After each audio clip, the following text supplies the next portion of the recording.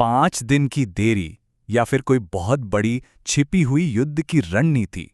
आखिर पर्दे के पीछे चल क्या रहा है, चलिए समझते हैं। सवाल यह है कि जब ईरान बातचीत से साफ साफ मना कर रहा है तो ट्रंप बात किससे कर रहे हैं? क्या ये युद्ध वाकई रुकने वाला है या फिर ये किसी बहुत बड़े तूफान से पहले की शांति है? अचानक ट्रंप सोशल मीडिया पर आते हैं और कहते हैं कि ईरान से बातचीत चल रही है, इसलिए वो 5 दिन के लिए हमले का प्लान टाल रहे हैं। कमाल की बात है, यही ट्रंप तो कल तक कह रहे थे कि ईरान से कोई बातचीत नहीं होगी और वो 48 घंटे में उसके पावर प्लांट्स को तबाह कर देंगे। लेकिन ईरान ने ट्रंप को तुरंत जवाब दिया। उन्होंने ट्रंप के बातचीत के इन सारे दावों को सिरे से खारिज कर दिया है। अब देखिए, दोनों तरफ से कहानी कितनी कितनी अलग है। अमेरिका कह रहा है बातचीत हो रही है, ईरान कहता है ट्रंप से कोई संपर्क ही नहीं हुआ। ईरान के मुताबिक ट्रंप उनके भयानक पलटवार से डर गए हैं और ये ईरान की एक और बड़ी जीत है। और बात सिर्फ डिनाइल्स तक नहीं रुकी है। ईरान तो अब खुलकर ट्रंप का मजाक उड़ा रहा है। वो अपनी मिसाइलों पर ट्रंप की तस्वीरें चिपका रहे हैं और एआई से वीडियो बनाकर दिखा रहे हैं कि कैसे ईरान के हमलों से ट्रंप की नींद उड़ी हुई है। ट्रंप तो धमकी देकर पीछे हट गए, लेकिन ईरान ने जो कहा था वो कर दिखाया।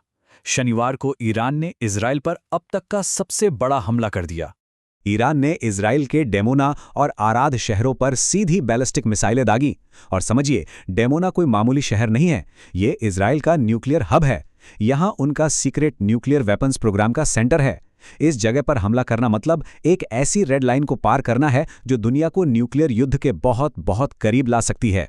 इजराइल का वो हाईटेक एयर डिफेंस सिस्टम, वो भी इन मिसाइलों को पूरी तरह रोक नहीं पाया और ईरान की मिसाइलों ने जबरदस्त तबाही मचाई। इस हमले में 121 लोग घायल हो गए।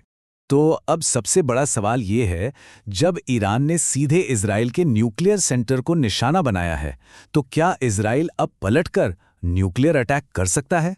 तो फिर असली कहानी क्या है? ट्रंप के इस 5 दिन के ब्रेक के पीछे एक और थ्योरी चल रही है, और ये थ्योरी शायद ज्यादा खतरनाक है। कहा यह जा रहा है कि ट्रंप इस समय का इस्तेमाल एक बड़े ग्राउंड हमले की तैयारी के लिए कर रहे हैं। लगभग 4500 अमेरिकी सैनिक, F-35 फाइटर जेट्स और बख्तरबंद गाड़ियां मिडिल ईस्ट भेजी जा रही हैं। ये तैयारी किसी छोटी मोटी झड़प की नहीं है, ये एक बड़े ऑपरेशन का सीधा संकेत है। तो क्या ये 5 दिन की देरी सिर्फ एक चाल है? ट्रंप का ये कदम एक सोची समझी रणनीति है या ईरान के पलटवार का डर? अगर जमीनी जंग छिड़ गई तो पूरी दुनिया पर इसका असर पड़ेगा। अपनी राय कमेंट्स में बताइए।